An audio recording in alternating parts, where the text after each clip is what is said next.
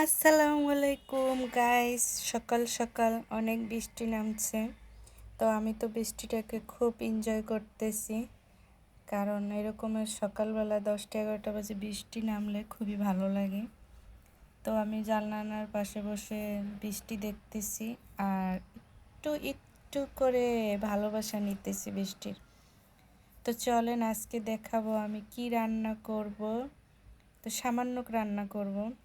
আমার হাজব্যান্ডকে বলছিলাম ইলিশ মাছ নিয়ে আসার জন্য। তো ইলিশ মাছের যে দাম, তো আমার হাজব্যান্ড ইলিশ মাছের মতো দেখতেই কি যেন মাছ নিয়ে আসছে, নাম তো জানি না। তো মাছ আমি আজকে ভুনো করব।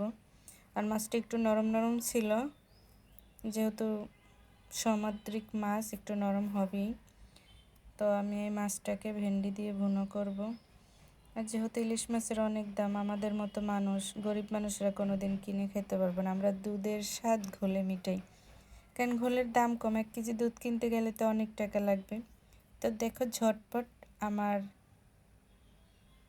কি বলে এই যে সামুদ্রিক ইলিশ মাছ রান্না করতেছি।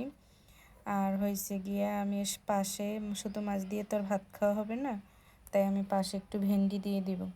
কারণ ভেন্ডিটা রান্না করলে না খুব ভালো লাগে কুচিয়ে ভাজি করার চাইতে।